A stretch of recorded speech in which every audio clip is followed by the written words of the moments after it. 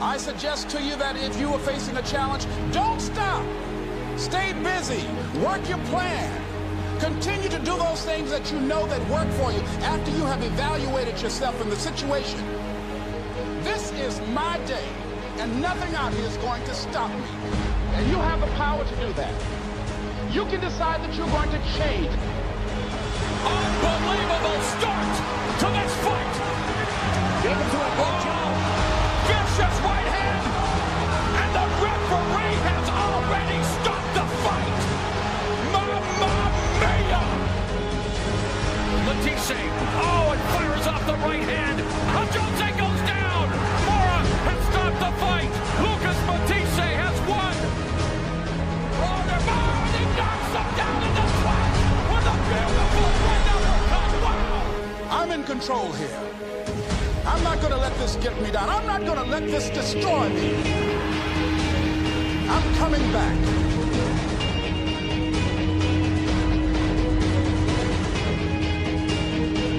We all know Fury, you just a phony, man. This is just for acting. You know where I am, you know what time, you know what place. I ain't scared of nobody. I'll come in your backyard, baby, for that's my man. Listen, anytime, any place, anywhere, I'll fight you in your backyard. Like a dumb Klitschko, I'll beat you, you bum. You're a bum. Gonzalez drops Monet for the lethal left hook. He's hurt. He's hurt bad, guys. He was rattled by that left hook by Gonzalez here in round one. Goes down again. Mamma mia! Gonzalez has done it. Right hand by Fonfar. Coming forward. Stevenson bending over. Stevenson goes down with a straight right hand. And a left hand. Drops Glowacki for the first time in his career.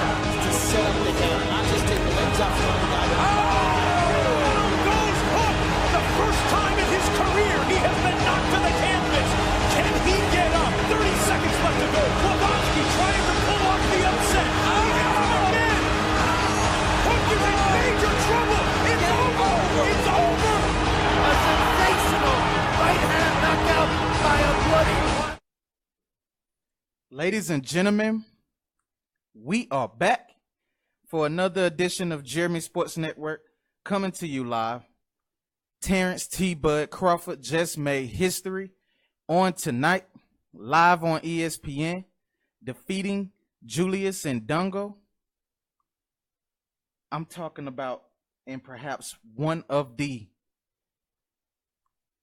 best fights I've seen Crawford in, where he looks totally complete. We thought in the Felix Diaz fight, Crawford was dominant. But in this fight, Terance Crawford put on a masterful performance, stopping Julius Indongo in the third round with just the most vicious two-punch combination to the body of Terance Crawford. It was just amazing. It was amazing. It was glad on my behalf to be able to witness what it is I saw from Terance Crawford. I mean, do it get any better than that? Right? We're not even going to talk about Crawford being at 147 as of yet. We're not going to talk about that yet. But we are going to talk about everything that I spoke to you all during our film study review of Terance Crawford. What is it that Terance Crawford was going to do while he was facing Julius Indongo? What was it Terance Crawford was going to do in order to be able to get inside of a guy who has the height and the longer reach, right? And all night long, I'm looking to see if these analysts of ESPN, and I'm not talking about Andre Ward, because Andre Ward to me is hands down, he's on my pound for pound list, and we'll talk about that later. But Teddy Atlas didn't mention it, right? Nobody mentioned this. Joe Tessitore didn't mention it. Nobody at all mentioned what it was that I was finna talk about specifically with Terance Crawford. And when we did our film study review, you can see where I picked the fight to where I said Terance Crawford is going to do exactly this. And that was in that Victor Posto fight. Victor Posto had the height and the reach advantage on Crawford. So how was Crawford able to get inside and land those shots on Victor Posto? Well, with Crawford being the switch hitter that he is, he went strictly southpaw. And he just pretty much destroyed Victor Posto, right? But in this fight, that's what I said specifically. You can go back and look at the film. It's right here on Jeremy Sports Network. And I sat right there and said specifically, Terance Crawford is going to fight Julius Indongo southpaw, and he's going to make him fight off his back foot. Because when we watch film on Julius Indongo, when he fought Ricky Burns, he came forward against Ricky Burns. He never was on his back foot. But Crawford made him fight on his back foot. And Crawford stayed fighting as a southpaw. And when he did that, he was so successful because of the holes that Julius Indongo left open, literally to the body. And Terance Crawford took full advantage of that. And it was just phenomenal seeing this guy work his magic the way he did. And it's just a testament of people who really pay attention to the sport of boxing, who study and break down film. We did that here on Jeremy Sports Network. We sat right there and picked the perfect fight in that Victor Posto fight. And we saw exactly what Terance Crawford was going to do to Julius Indongo. We saw it. And the fact that it happened, and as quick as it happened, you can't help but be satisfied as a hardcore fan. Even the casuals who tuned in tonight watching on ESPN has to be satisfied with seeing a knockout like that. It was amazing. It was amazing. To me, I had a wonderful evening being able to watch Shakur Stevens do his thing. He was looking phenomenal tonight. And I see him doing bigger things in the future. Alvarado getting a beautiful knockout just to set the tone of what was going to take place tonight. And Craig Baker going down. I mean, it was just a night of knockouts, right? It was a night of knockouts, and it was just a wonderful night if you're a hardcore fan who wants boxing to really get back on the scene. And what we got from ESPN tonight, Top Rank did a wonderful job with these matchups and putting these fights together in particular. I believe the next showing with Oscar Valdez fighting and defending his title is going to be phenomenal as well. So numbers are going to continue to rise. They had a sold-out house at the Pinnacle Arena. It was just a fun night for boxing. But what we saw from Terance Crawford, to me, hands down, I mean, I really don't know what more can Crawford prove at 140. There's nothing for Crawford to prove. They say, oh, well, fight Mikey Garcia, right? They saying throwing up Garcia will probably cause problems for Crawford. Get that out of here. That just don't make any sense. Somebody in the feed says Crawford don't have any big names on his resume. Are you foolish? Listen to what you just said. Go back and pull up on BoxRec. This man fought Felix Diaz, who is a former Olympian, made him look like pure garbage. He fought Youngurius Gamboa, while Gamboa was really in his prime. Let's not get it twisted. You could talk about the John Molina fight. You could talk about that fight. We could throw that fight out of there. But every other name, he fought Victor Posto, world champion. Defeated him. And you mean to tell me that this guy, Terance Crawford, don't have any big names on his resume? Get out of here. You sound foolish to say something like that. That mean, but you expect that. You expect that from casuals. You expect that. That sounds like something that you would hear a person who is transversing into boxing again, say that, oh, well, Floyd don't fight any big names. It just doesn't make sense to me.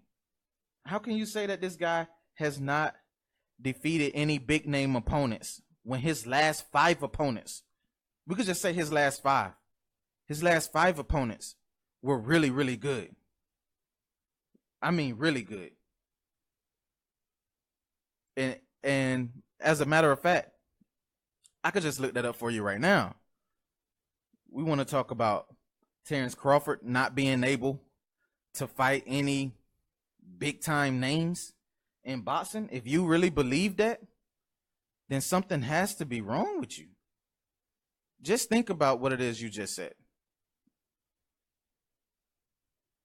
Myself alone don't even agree with you on that one. And I'm sure other people who are tuning in don't agree with you on that one. Terance Crawford right now, if you ask me, pound for pound, I got to put him at number 1.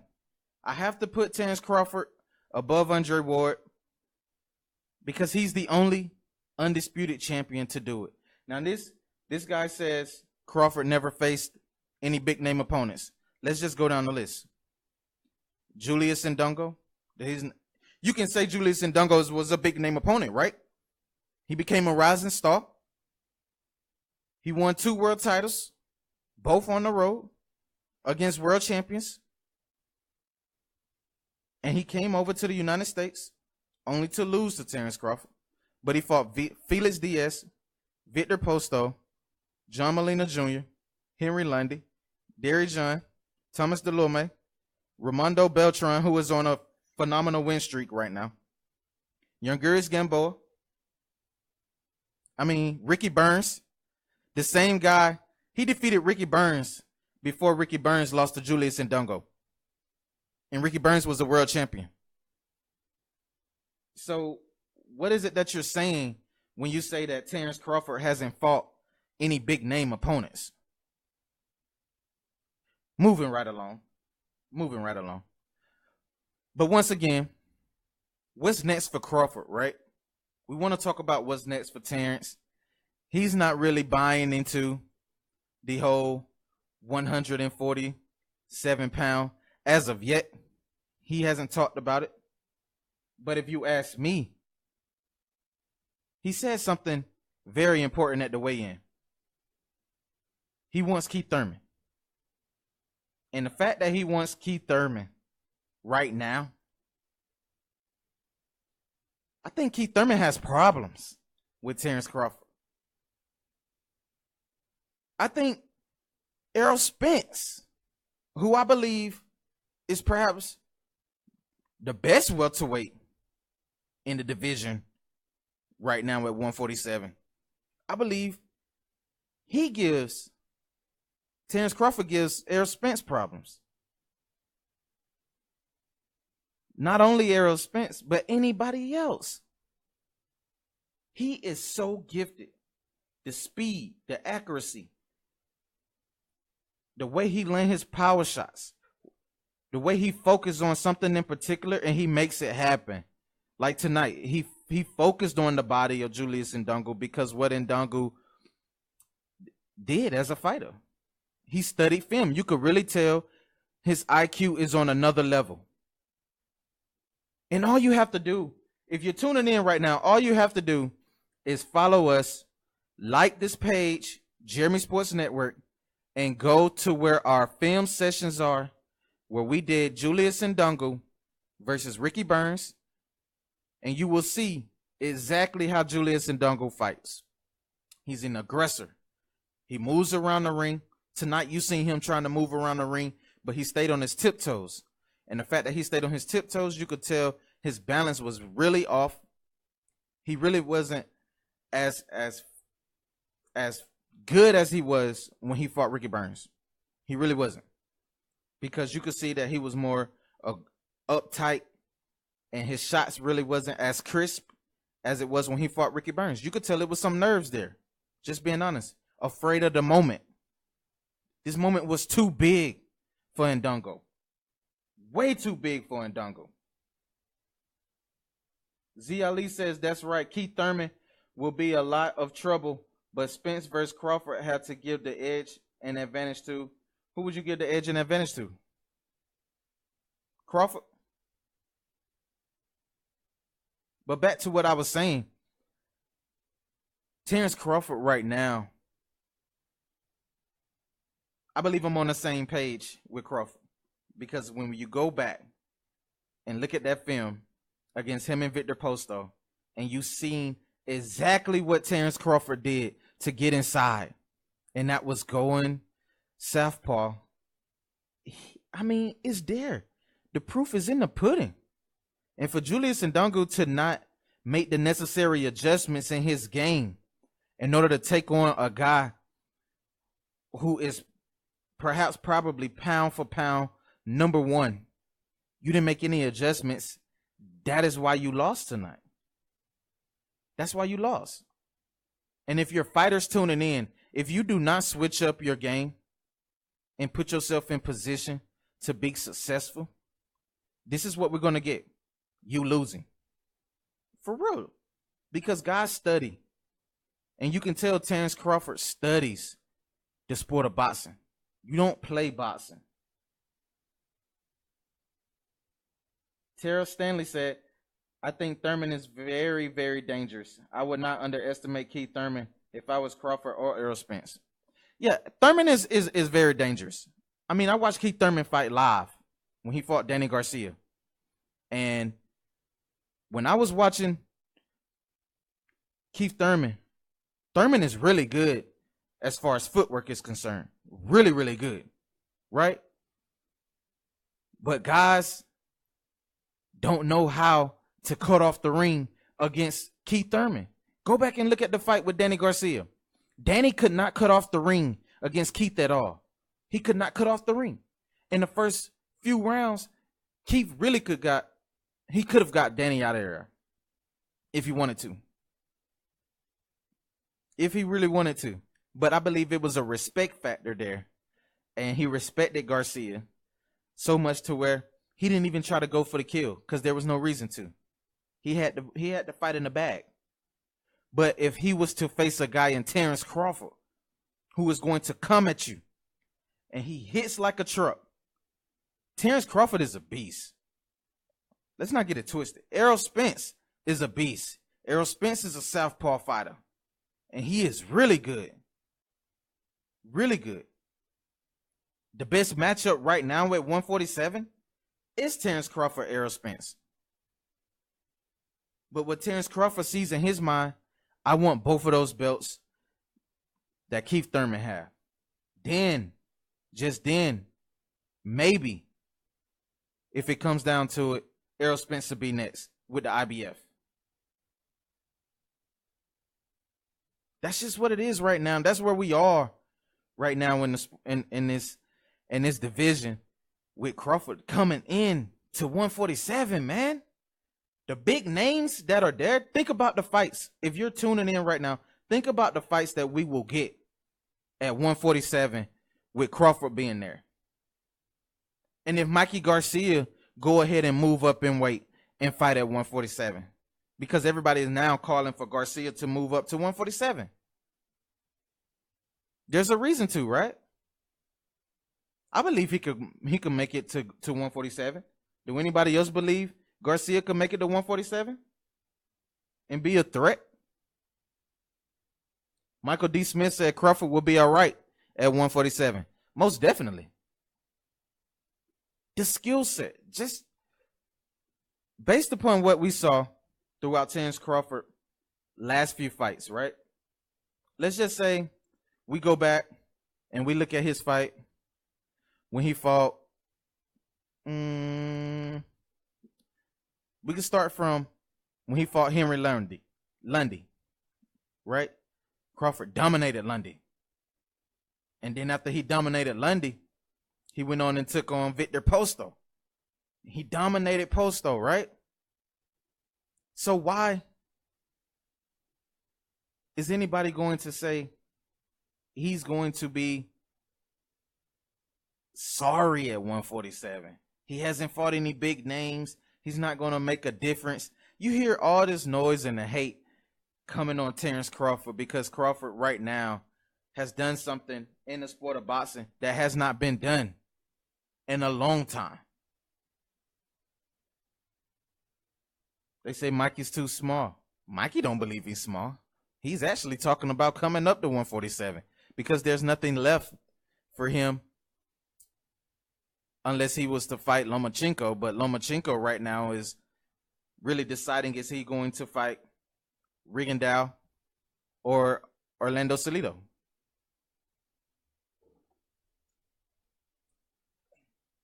Now, I took it upon myself to think about, well, we always break down the ESPN analysts, right? Somebody's going to always say something stupid, right? And those of you who tuning in right now, do you really believe Lomachenko is #1 pound for pound? Like Teddy Atlas says some of the most outrageous, crazy, shouldn't even be spoken of things. To me, I think he's getting old.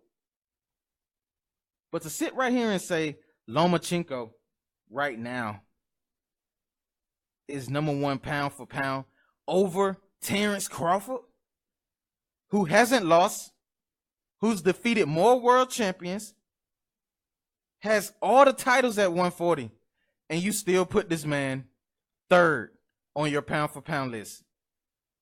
But you sit right here and put a guy in Lomachenko who lost to Orlando Salido, who has not fought him again, who just beat a guy in Miguel Mariaga, who touched him up in the face, who was looking, even though Mariaga lost, but Lomachenko was really looking like he caught hell that night. And you want to put this guy up pound for pound over Terance Crawford, over Andre Ward, over Errol Spence, over Keith Thurman? Come on now. Michael Smith says Crawford #2. Honestly, I did a show on pound for pound, who is the top 10 in pound for pound. And my top 10 was none other than Andre Ward being #1. But I had Crawford right there at #3 behind Gennady Golovkin. Only reason I had him behind Gennady was because Gennady has more titles. Right? Gennady has more titles. So with Crawford becoming undisputed at 140, that puts Crawford above Gennady and Andre. Even though Andre defeated Kovalev twice. But to be undisputed in this sport, that's something that Mayweather never done. And he's probably the best ever, right? Floyd considered himself the best ever. But I just don't see how we don't give the fighters credit that they deserve when they deserve it. Terance Crawford deserves this moment. For people to sit there and say, pick at box rec schedules and say, oh, he didn't fight any big names. Come on, get out of here. You don't know nothing about the sport of boxing. You don't.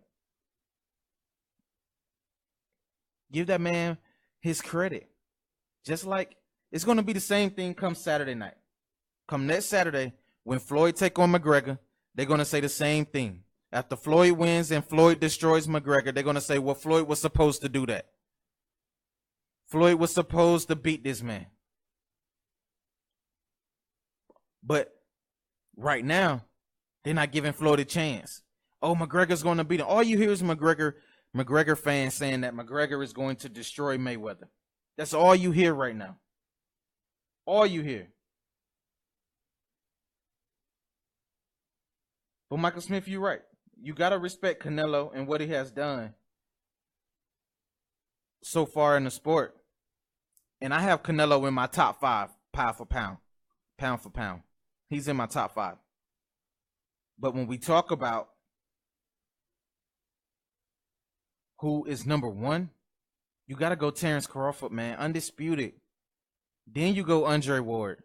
Then you go Gennady. Then you go to perhaps either Keith Thurman or Saul Canelo Alvarez, because Keith has more titles than Errol Spence. Canelo, he may not have the titles, but Canelo have the wins and the victories over opponents, and he held titles and he vacated as well. One of the titles that Triple G holds was vacated by none other than Saul Canelo Alvarez. So if you ask me, it goes like this: Terence Crawford, Andre Ward, no Lomachenko, but Terence Crawford, Andre Ward, Gennady Golovkin, Saul Canelo Alvarez, no, Keith Thurman, then Saul Canelo Alvarez. That's how it goes for me. And Spence is around 7 or 8 right now. You're right, Michael. He is around 7 or 8. But Teddy Atlas, with the list he had, Loma number 1, Andre Ward number 2, Terence Crawford number 3, Keith Thurman number 4, and Errol Spence number 5. That was his. I almost choked watching ESPN because I really have a hard time listening to Teddy Atlas.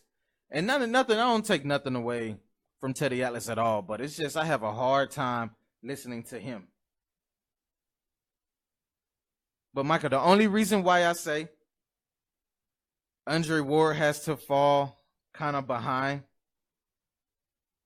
even though Ward is great, undefeated, but just look at it as a whole, right? He did defeat Kovalev twice, which is the monster, right? He defeated the monster, the one who everybody was afraid of, right? He defeated Kovalev twice. He did do that. But think about the history that was made by Crawford. That's the only reason why I put him right there at number 1, pound for pound, because he did it. He did something that Ward didn't do. He did something that Floyd didn't do. He did something that Keith Thurman's trying to do. He did something that Gennady Golovkin is trying to do. These guys have not done that. I mean, the few you can name are what? Muhammad Ali, Lennox Lewis. Lennox Lewis did it. Mike Tyson did it. Roy Jones did it. Marvin Hagler, Bernard Hopkins, Jermaine Taylor. But the ones who held 4 titles, right, was Bernard Hopkins, Jermaine Taylor, and none other than our very own Terence Crawford. That's something that hasn't been done. But where we are right now in the sport of boxing, we're in a happy place. Boxing fans, we're in a happy place right now because we had the potential to really get some superstar pay-per-view matchups at 147. But the thing is, you have to ask yourself, well, is Arum going to make sure things are good with him and Heyman for us to be able to get a fight like that with Crawford and Thurman and those guys? Because I'm really looking forward to what Arum is going to say after tonight. Is he going to allow Crawford to do those things instead of staying fighting 147-pound top-ranked fighters who have what? Who's with top rank and have a title at 147? Nobody, right? Besides Jeff Horn. But was that title even at 147? The title that Jeff Horn has? I mean, who knows? I believe that fight was at 147. Jeff Horn and Manny Pacquiao. And they will be fighting again. You say, what about Rigondeaux? He's up there. Listen, I'm going to tell you something about Rigondeaux. I was following Rigondeaux Twitter the other day, and he's just constantly calling out Lomachenko. He's constantly calling out Lomachenko, but that's what he's known for. He's known for calling fighters out. But when the time is there for him to fight, he backs out of those fights. That's just being honest. And I'm a Rigondeaux fan. Huge fan of Rigondeaux. Rigondeaux has been knocked down multiple times throughout his career. He is good. But is he really, really asking for a guy in Lomachenko who can really shut up noise with Rigondeaux? Because think about it. I'm going to look at it from both sides. If Rigondeaux was to lose to Lomachenko, that's Rigondeaux's career. It's over with. Think about his age and how old he is. He's on his last wheels. And Bob Arum is not playing any games with Rigondeaux right now. Any games. So if he was to lose to Lomachenko, he's done. If Lomachenko was to lose to Rigondeaux, then you already know what they're going to do. The politics in boxing. You know what they're going to do. Oh, rematch. We need a rematch. That fight probably shouldn't have happened the way it happened, or Rigondeaux was just a little bit better than Lomachenko that night, but we don't believe he can do the same thing twice. He's going to put himself in a bad position to where he's going to have to constantly prove himself multiple times if he's to fight Lomachenko. Do I believe he can defeat him? Absolutely. He has the power to. He has the will. He has the intelligence in the ring to do it. And he's a little bit better defensively, if you ask me, even though he's been knocked down a few times in his career. But I believe as far as footwork, ring generalship, man, Rigondeaux got it. But it's just, he's putting himself in a bad position. So December could be the time where we see Loma face either Salido or Rigondeaux. We just have to wait and see. We have to wait and see. We probably won't hear anything specifics probably until the end of October.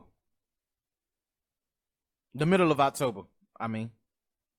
Either the beginning or middle of October. We'll probably hear something from those camps. Other than that, it's just going to be trash talking, asking, can I get this fight from Rigondeaux? Because he's the only one asking for the fight. But back to what we was talking about at 147. So the WBO is the title that Jeff Horn has. And if Jeff Horn was to fight Manny Pacquiao and beat Pacquiao again, which we all don't think is going to happen, Manny Pacquiao wins that fight at 147. And guess what? Bob Arum should set up another pay-per-view and let Terance Crawford take on Manny Pacquiao on pay-per-view so Manny could get his last payday, because people are going to pay to see that fight, and let Crawford go ahead and get Pac-Man out of here, be a champion at 147, and start fighting for unification. That's how I wanted to happen.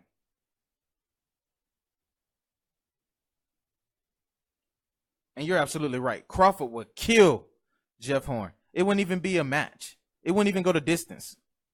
It wouldn't go to distance. But think about it. If Crawford and Manny Pacquiao fight on pay-per-view, we give Pacquiao his farewell and get him out of there, because he's going to lose to Crawford, hands down. Crawford's just better right now at this point in life than Manny Pacquiao, who is diminishing as a fighter right before our very eyes. We said that when we saw the fight with Jeff Horn. It wasn't the same Pacquiao. Pacquiao really deserved to lose, because Pacquiao was not the same fighter that we were accustomed to seeing. Pay-per-view king Manny Pacquiao. He wasn't that Pacquiao. That's why he lost. People don't understand that. But if you are a hardcore and you really watch these fights, you will know that Pacquiao against Jeff Horn was not the Pacquiao that we are accustomed to seeing. He just wasn't. That's why I said he will not defeat Crawford if these two guys go at it. I believe Pacquiao has enough to defeat Jeff Horn, come the rematch. And then his last fight be against Terance Crawford. And then Crawford could have a title at 147 and start unifying against Errol Spence, Keith Thurman, whoever.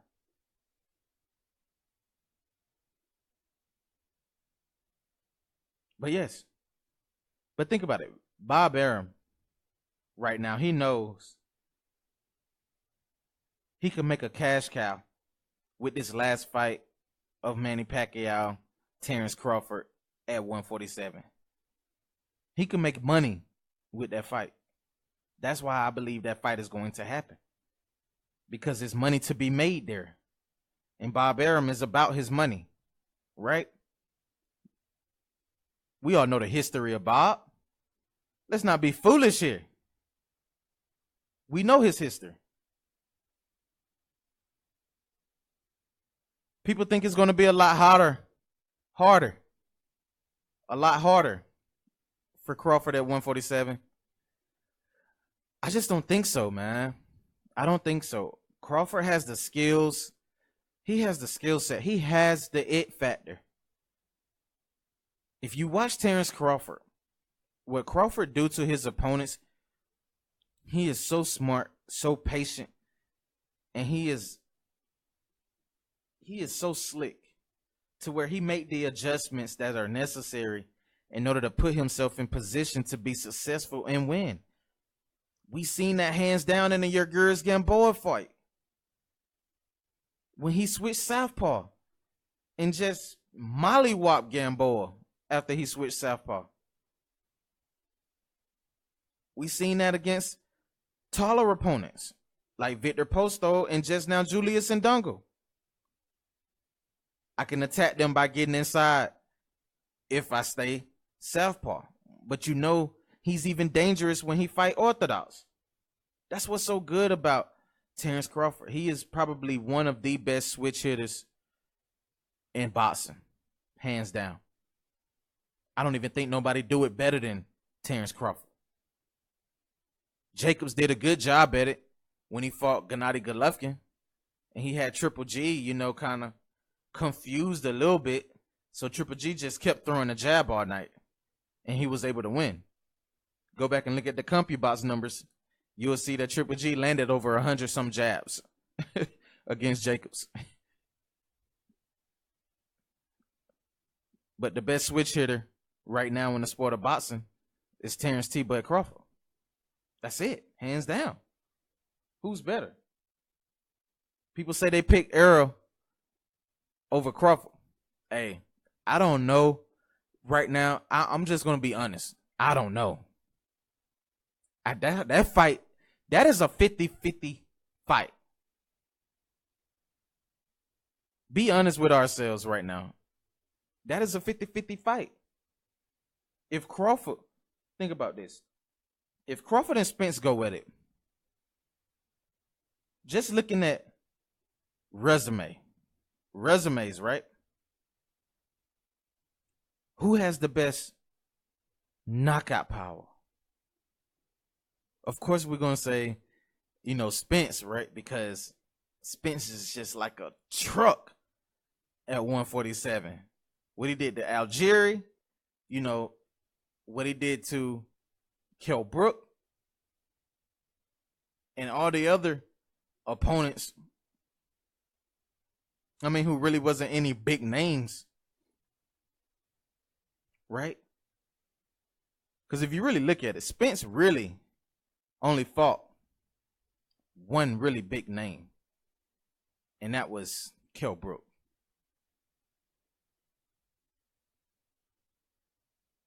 That was Kell Brook.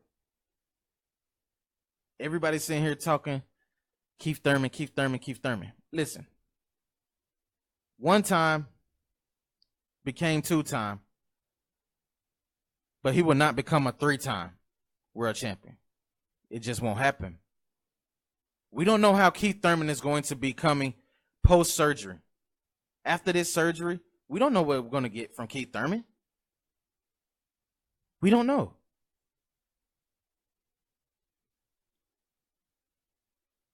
Thurman's going to be out of the ring for a whole year. And he has sharks that are sitting there waiting to fight him again. With Sean Porter pulling out of the Thomas Delorme fight, that gives us Sean Porter versus Danny Garcia very soon. Perhaps by the end of the year, we get Garcia and Sean Porter, and the winner takes on Thurman. But Thurman coming back off injury to fight a Sean Porter or Garcia again, I just don't see that happening as an early fight in the early parts of the year next year. I mean, do y'all see that happening? I don't. I think he'll take like a tune-up fight, maybe, and take on, like a tomato can, somebody that'll give him an easy win to knock the rust off. But to go in there and against guys who are very active and has not had surgery and who are healthy, come on. Porter fights Thurman post-surgery. Porter wins that fight. Porter wins. Can Porter beat Danny Garcia? If you all think Porter can beat Danny Garcia, drop it in the comments below on who you think will win that fight.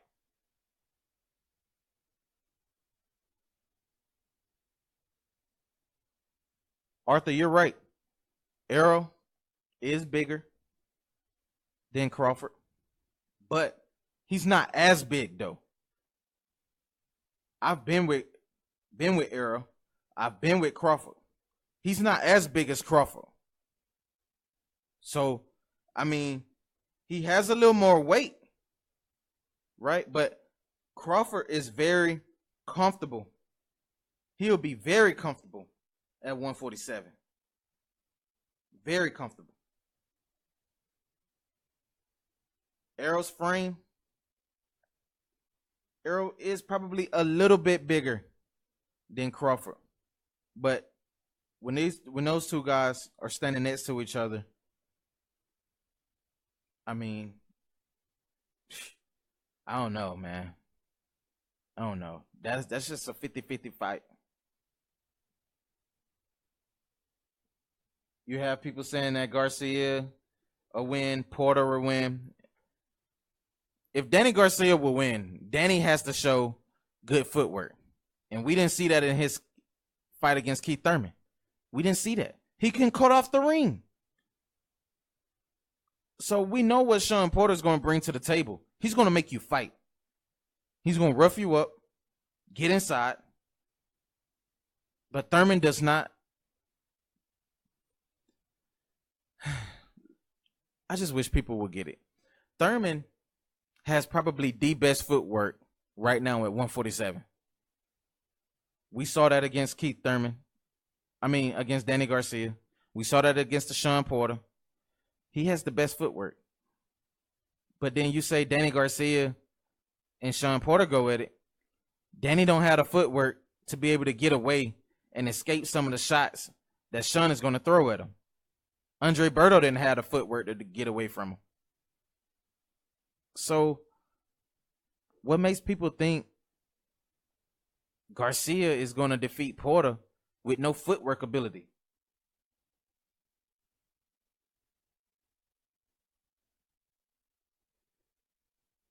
I just don't see it.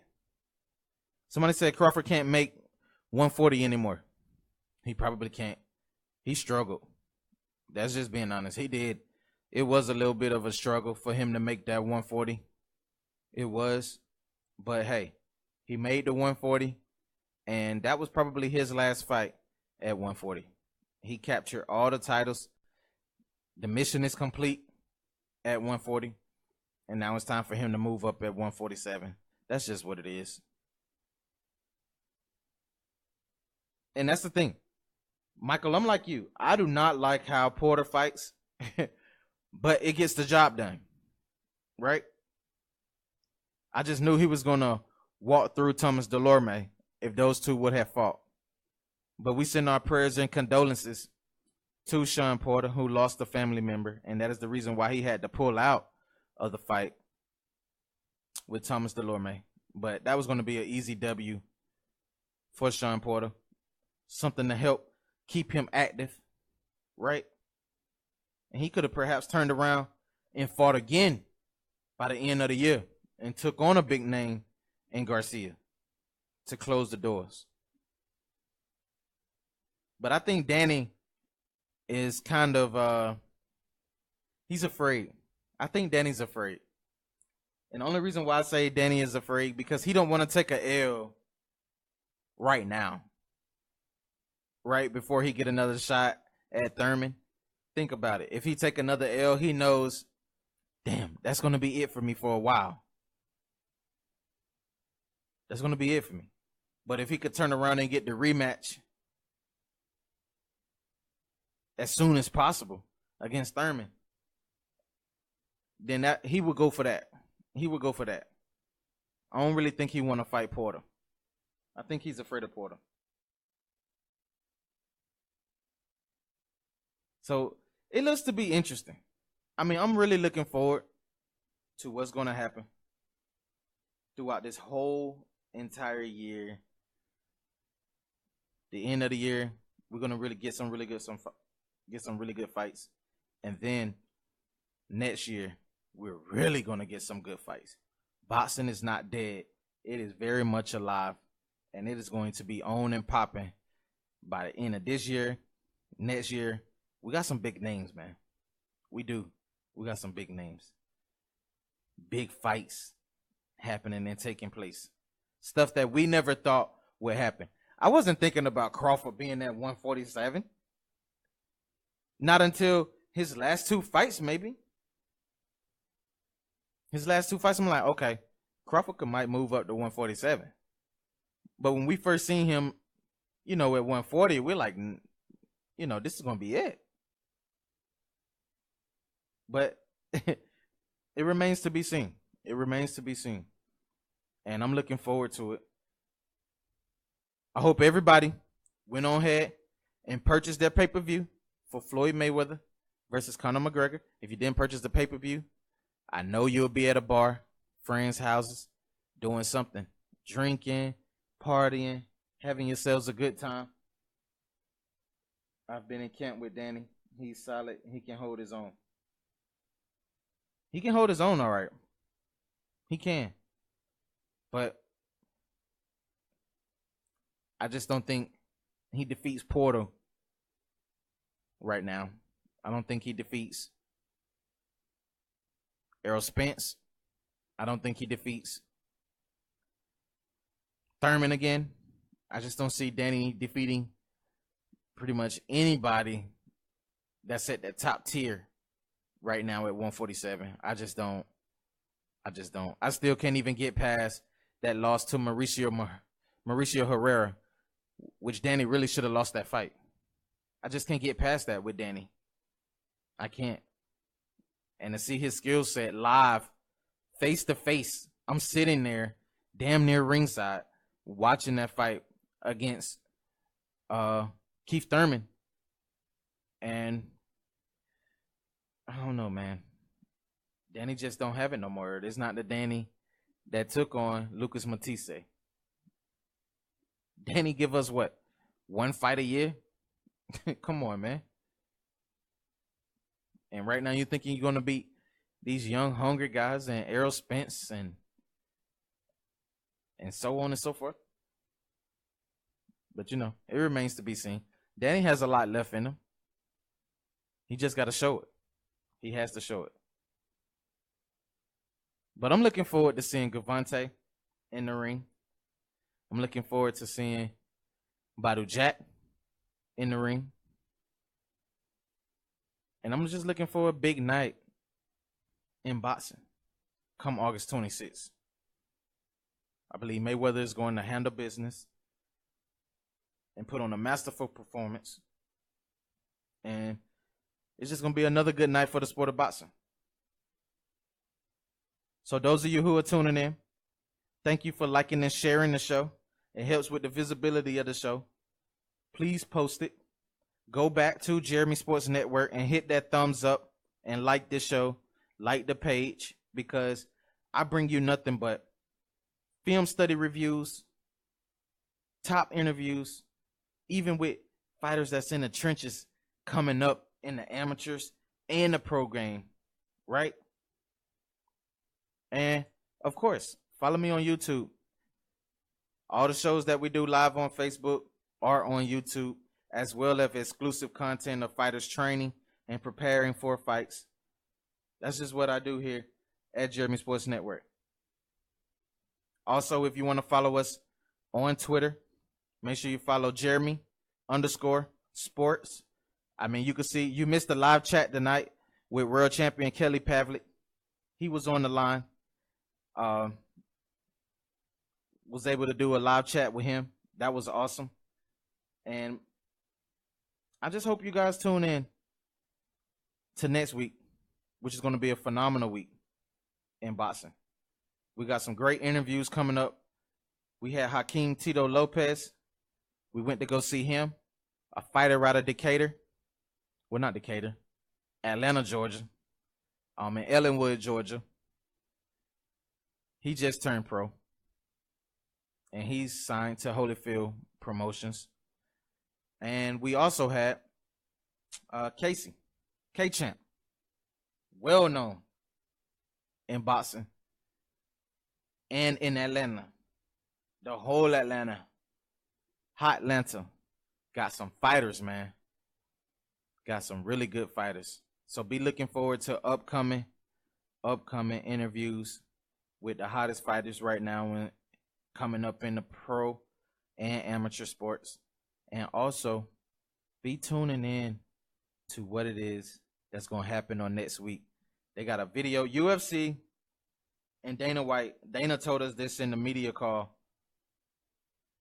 He's going to release a video of Conor talking about everything that Conor told him, well, that Conor mentioned before he signed with UFC. So that's going to be interesting and looking forward to seeing that. And not only that, going to be really looking forward to seeing the preliminary fights of Mayweather Promotions fighters starting on Tuesday. Ladarius Miller will be fighting on the card. I believe that's going to be PBC on, I want to say that's going to be on FS1. I believe that's going to be on FS1. So Mayweather Promotions will be hosting boxing on Tuesday. So boxing will be back on Tuesday, kicking it off for Mayweather McGregor with Ladarius. Pretty much I would say in a big fight. It's a big fight for him coming back. So I really look forward to that. But this is Jeremy Sports Network. Thank you, everybody who tuned in, each and every one of you. I appreciate the love of you guys liking and sharing the show. We will keep content coming back to you all. And give yourselves a hand clap for what boxing is doing for us right now. I'm just excited as a fan. And it just don't get any better than what it is we have coming for in the future of boxing. But this is Jeremy Sports Network. I thank you all for tuning in. And we look to put on another masterful performance for you guys. This is Jeremy Sports Network. I'm signing out. Peace.